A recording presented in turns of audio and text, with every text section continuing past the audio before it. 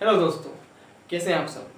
अब तक हमने नर्वस सिस्टम के इंट्रोडक्शन की और न्यूरॉन्स की बात की, और हम अब बात कर रहे हैं वेरी इंपॉर्टेंट ऑर्गेन जिसको हम कहते हैं ब्रेन। यही ब्रेन है जो कि हमारे पूरे ऑर्गेन सिस्टम को आपस में कम्युनिकेट करवाता है, यानी कि आपस में जो कम्युनिकेशन हो रहा है ऑर्गेन्स का, ये हमारे ब्रेन की वजह से हो रहा है। और ये ब्रेन सेंट्रल प्रोसेसिंग ऑर्गेन है नर्वस सिस्टम का भी और हमारी पूरी बॉडी का भी। जितने बॉडी के फंक्शंस हैं इन सब पे कंट्रोल और अलग अलग पोजीशंस में, अलग अलग कंडीशन में, चाहे वो एनवायरमेंटल कंडीशन की वजह से हो या किसी भी कंडीशन की वजह से हो, जो अलग अलग कंडीशंस में हमारी बॉडी के अलग अलग ऑर्गन्स का जो रिएक्शन होता है वो इस ब्रेन की वजह से होता है। तो इसलिए बहुत ही इंटरेस्टिंग है हमारा आज का चैप्टर कि आखिर ब्रेन के कौन कौन से पार्ट हैं और वो क्या क्या काम करते हैं। तो हम शॉर्ट में लेंगे। आज शुरू करते हैं हमारे ब्रेन के स्ट्रक्चर की। ये ब्रेन कहाँ होता है? ये हमारी स्कल में जो क्रेनियल बोन्स है उनसे ढका होता है, उनसे प्रोटेक्टेड होता है। और इस क्रेनियल बोन्स के अंदर ब्रेन के और क्रेनियल बोन्स के बीच में 3 मेम्ब्रेनल लेयर्स होती है जिनको क्रेनियल मेनिंजेस बोलते हैं। और ये क्रेनियल मेनिंजेस, इसको हम शॉर्ट में बोलते हैं डेप्थ।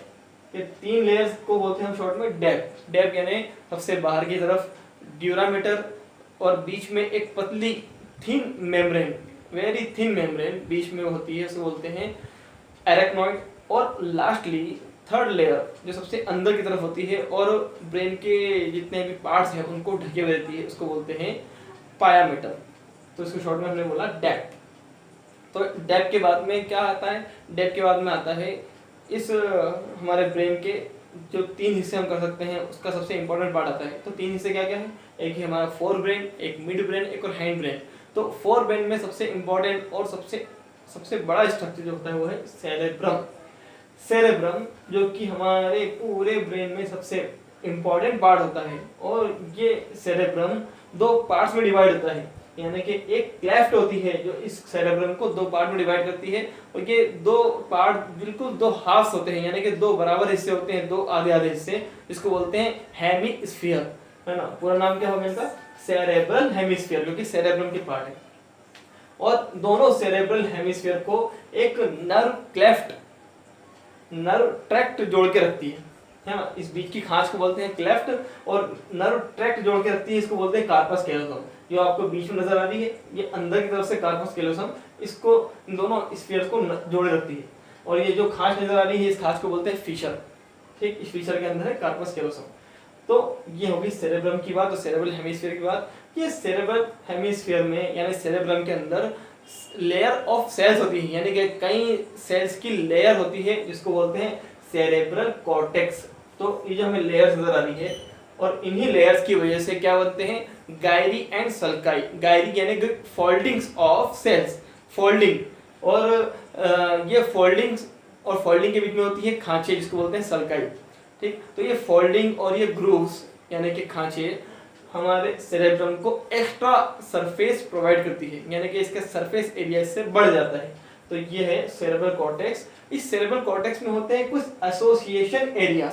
ये एसोसिएशन एरियाज कॉम्प्लेक्स फंक्शन को कंट्रोल करते हैं और कोऑर्डिनेट करते हैं।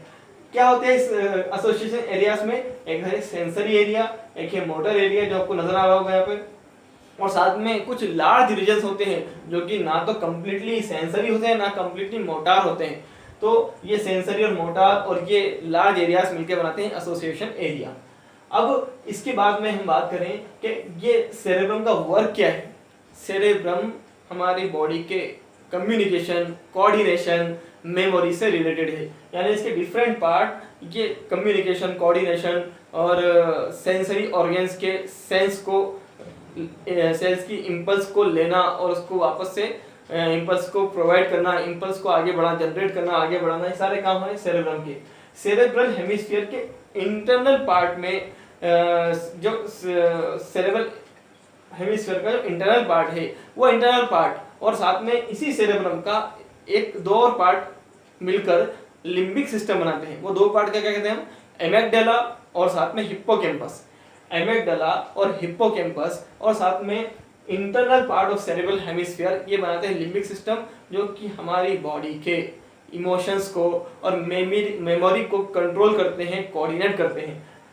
इमोशंस मतलब सेक्सुअल बिहेवियर और फियर, फाइट, फ्लाइट, ये सारे के सारे जो इमोशंस हैं ये सारे के सारे किससे कंट्रोल होते हैं? लिम्बिक सिस्टम से। लिम्बिक सिस्टम में फिर बताता हूँ किससे बनता है? सेरेब्रल हेमिस्फीयर के इंटरनल पार्ट, और साथ में वहां पर होते हैं एक एमिग्डाला होता है और एक होता है हिप्पोकैम्पस। अब ये तो बात हो गई इसकी। अच्छा, अब आपने ये कई बार सुना होगा ग्रे मैटर, व्हाइट मैटर। तो क्या होता है ग्रे मैटर और व्हाइट मैटर, इसकी बात मैं करूं। इस सेरेब्रल कॉर्टेक्स के अंदर जो ये सेरेब्रल कॉर्टेक्स बना है न्यूरॉनल सेल्स से। न्यूरॉनल सेल्स को आप जानते हो कि इसमें होती है एक सेल बॉडी और एक एक्सोन पार्ट। एक्सोन पार्ट के ऊपर होता है माइलिन शीट। तो जो सेल बॉडी यहाँ पर मिक्स होती है, गुच्छा बनाती है, तो वो पार्ट ग्रे नजर आता है, इसलिए उसको बोलते हैं ग्रे मैटर। और जहां पर इसका एक्सोनल पार्ट होगा, यानी कि सेरेब्रल कॉर्टेक्स के अंदर की तरफ है ना, सेरेब्रल हेमिस्फीयर के इंटरनल पार्ट में, तो वो एरिया माइलिन शीट की वजह से ओपेक व्हाइट नजर आता है, इसलिए बोलते हैं उसको व्हाइट मैटर। और कुछ स्टडीज यूं कहती है, कुछ फैक्ट्स है कि ह्यूमंस में जो मेल होते हैं, मेल के अंदर ग्रे मैटर ज्यादा होता है और ये इंटेलिजेंसी से रिलेटेड होता है, और जबकि जो व्हाइट मैटर है ये फीमेल में ज्यादा होता है और ये इमोशंस से रिलेटेड होता है। तो ये बात हो गई हमारे सेरेब्रम की। अब ये सेरेब्रम ब्रेन के जिस पार्ट पर लपेटा हुआ यानी व्रैप्ड होता है उस पार्ट को बोलते हैं thalamus. Thalamus is the second part of our forebrain. तो ये थैलेमस एक कोऑर्डिनेटिंग सेंटर है, यानी कि सेंसरी और मोटर एरियाज के लिए जो कोऑर्डिनेटिंग सेंटर है वो थैलेमस है। यहीं से सेंसरी और मोटर एरिया पास होते हैं। अगर इसमें कोई प्रॉब्लम आ जाए तो हमारी ये सेरेब्रम की जितनी भी सेल्स हैं और जितनी भी इसके अंदर इम्पल्स हैं ये जनरेट नहीं हो पाएगी, जनरेट होगी तो आगे नहीं बढ़ पाएगी और आदमी कोमा में चला जाएगा, इसलिए इसका ख्याल रखें।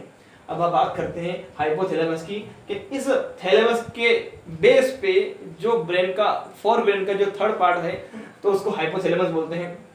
समझ गए होंगे आप हाइपोथैलेमस क्यों बोल रहे हैं, क्योंकि थैलेमस के बेस पे है ये हाइपोथैलेमस हमारा। इसके अंदर कुछ सेंटर्स होते हैं जो कि हमारी बॉडी टेम्परेचर को और साथ साथ में जो हमारी इच्छाएं होती है स्लीप की, ईट की, है ना, उन सब अर्ज को या फिर उन सब हमारी तीव्र इच्छाओं को कंट्रोल करने का काम करता है। यानी कि वो तीव्र इच्छाएं क्यों हो रही है, इस हाइपोथैलेमस की वजह से। साथ साथ में हाइपोथैलेमस एक इसके अंदर होती है न्यूरोसिक्रेटरी सेल्स, इसलिए ये एंडोक्राइन ग्लैंड के तरह भी बिहेव करता है। क्या होती है न्यूरोसिक्रेटरी सेल्स? वो सेल्स जो कि हार्मोन्स का सिक्रेशन करती है। और इसी हाइपोथैलेमस के साथ में ये आप जो लॉब देख रहे हो, बल्ब टाइप की लॉब, इसको बोलते हैं पिट्यूटरी ग्लैंड। इस पिट्यूटरी ग्लैंड के सिक्रेशन को भी ये कंट्रोल करता है। तो ये हो गई हमारे हाइपोथैलेमस की बात। और सेरेब्रम, थैलेमस और हाइपोथैलेमस मिलकर बनाते हैं फोर ब्रेन। अब फोर ब्रेन के बाद आता है मिड ब्रेन, जो कि हाइंड ब्रेन और फोर ब्रेन के बीच वाला हिस्सा है, इसलिए इसको मिड ब्रेन बोल रहे हैं। इस मिड ब्रेन से एक कैनाल गुजरती है, इसे बोलते हैं सेरेब्रल एक्विडक्ट। और इस मिड ब्रेन के डोर्सल पोर्शन में 4 स्वेलिंग्स होती है। हाँ, there are 4 swellings which we called 4 lobes. हाँ, क्या उसको हम टर्म हमने उसका नाम क्या रखा है, क्या उसकी टर्म है? Corpora quadrigemina. और mid brain it is the very important part.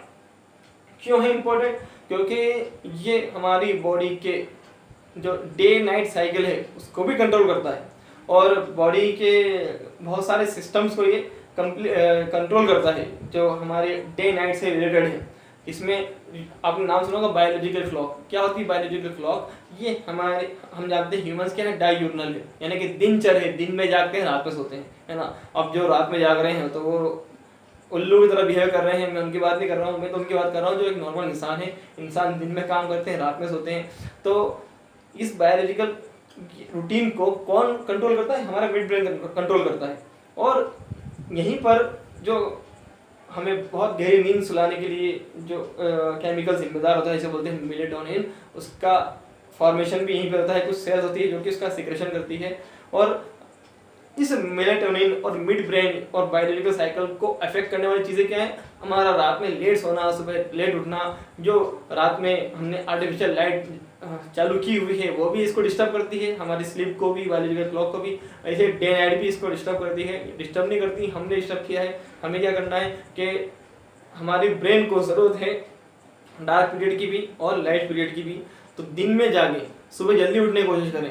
Melatonin का सिक्रेशन कब से होता है? मिड डे से शुरू होकर मिड नाइट तक, तो शाम होते होते इसका, तो मेलेटोनिन का सिक्रेशन होते होते ये रात में हाईएस्ट पोजीशन पे होता है और हमें गहरी नींद लाने के लिए जिम्मेदार होता है। यानी नींद आना शुरू होती है एक फिक्स टाइम पर, जिस टाइम नींद आना शुरू होती है उस टाइम पे सो जाना, ये आपकी सेहत के लिए अच्छा है। अगर बायोलॉजिकल क्लॉक हमारी अच्छी है तो कई बीमारी से हम बचे रहेंगे। सुबह जल्दी उठना ये अपनी बॉडी को भी फिट रखता है और ब्रेन को भी फिट रखता है, यानी कि एक्स्ट्रा एक्टिव होकर आप एक्स्ट्रा कंस्ट्रक्टिव वर्क कर सकते हो। अगर हम लेट सोएंगे, लेट उठेंगे, यानी बायोलॉजिकल क्लॉक हमें डिस्टर्ब होगी, तो क्या होगा कि ये कई बीमारियों को दावत देगा, कई बीमारियों का इन्विटेशन है, आप आमंत्रित कर रहे हैं नई नई बीमारियों को। इसमें सबसे नॉर्मल बीमारी है ओबेसिटी, यानी मोटापा, ब्लड प्रेशर, इसके अलावा जिसे बोलते हैं हम कि जिसमें नींद नहीं आती है ना, स्लीपलेस, है ना, स्लीपलेसलिंग। और इसके बाद में कुछ बड़ी बीमारियां जैसे कि हार्ट डिसीजेस, और बहुत नॉर्मल होती है इस बायोलॉजिकल क्लॉक के बिगड़ने की वजह से हार्ट डिसीजेस। इसके अलावा कैंसर तक, क्योंकि मेलेटोनिन बहुत इंपॉर्टेंट वर्क करता है ना। अगर ये इसका सिक्रेशन या इसका लेवल बिगड़ा तो ये कैंसर तक पहुंच जाती है कंडीशन। इसलिए बायोलॉजिकल क्लॉक को बिल्कुल सेट करें। तो ये इंपॉर्टेंट पार्ट हुआ मिड ब्रेन। अब आते हैं हैंड ब्रेन की तरफ, यानी कि सबसे पिछला हिस्सा, सबसे निचला हिस्सा हमारे ब्रेन का, उसे बोलते हैं हैंड ब्रेन। ये 3 पार्ट से मिलकर बना है, एक है पॉन्स, दूसरा है मेडुला, तीसरा सेरेबेलम।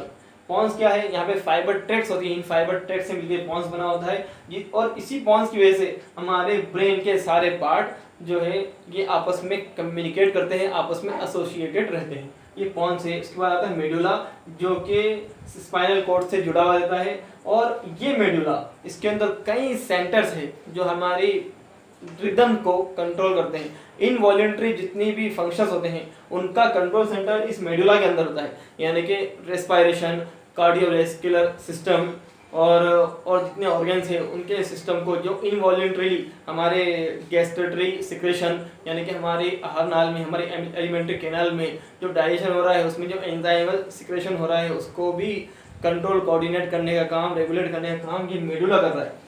तो इस मेडुला को मेडुला ऑब्लोंगेटा भी कहते हैं, बहुत ही इंपॉर्टेंट पार्ट होता है। इसके बाद आता है सेरेबेलम, जिसको हम छोटा दिमाग यानी लिटिल ब्रेन भी बोलते हैं। क्यों बोलते हैं छोटा दिमाग? क्योंकि ये सेरेब्रम की तरह इसके अंदर भी इसकी सरफेस जो होती है कॉन्वुलेटेड होती है ना, यानी कि बहुत ही कॉम्प्लेक्स होती है। इसके अंदर भी ग्रूव्स होती है और इसके अंदर भी फोल्डिंग्स होती है ताकि सरफेस एरिया बढ़े और ज़्यादा से ज़्यादा मोर एंड मोर न्यूरॉन्स इसमें जुड़ सके। ये सेरेबेलम हमारी वॉलंटरी फंक्शंस को कोऑर्डिनेट करता है, कंट्रोल करता है, जैसे कि स्पीच कोऑर्डिनेशन का काम ताकि हम सही से बोल पाएं, है ना, और लैंग्वेज कंट्रोल का काम। इसके अलावा बॉडी पोस्चर, बॉडी बैलेंस का काम ये सेरेबेलम का काम है। तो ये हो गई हाइंड ब्रेन की बात और ये हमारे पूरे ब्रेन की बात। अब ब्रेन के फंक्शंस जो कि इतने अमेजिंग फंक्शन इसके अंदर होते हैं, इसके साथ साथ में हमने लिम्बिक सिस्टम की बात भी की थी, आप उसको जरूर ध्यान रखें। अब हम बात करते हैं रेफ्लेक्स एक्शंस की, रेफ्लेक्स आर की। क्या होते हैं रेफ्लेक्स एक्शंस? तो रेफ्लेक्स एक्शन किसे बोलते हैं? Reflex action are the involuntary and instant movement against a stimulus, यानी कि कोई स्टिमुलस आया उसकी वजह से या उसके अगेंस्ट में, उसकी वजह से जो इनवॉलंटरी यानी कि अचानक से और अनैच्छिक रूप से जो मूवमेंट्स होते हैं उनको बोलते हैं रेफ्लेक्स एक्शन। और इस रेफ्लेक्स एक्शन का एक पाथवे होता है, तो जो न्यूरोनल पाथवे बनता है उसको बोलते हैं रेफ्लेक्स आर्क। अब क्या होता है जरा एग्जांपल समझते हैं। रेफ्लेक्स एक्शन 2 तरह के होते हैं, एक है स्पाइनल और एक है क्रेनियल, इसको सेरेब्रल भी बोलते हैं। तो एक है स्पाइनल, दूसरा है क्रेनियल।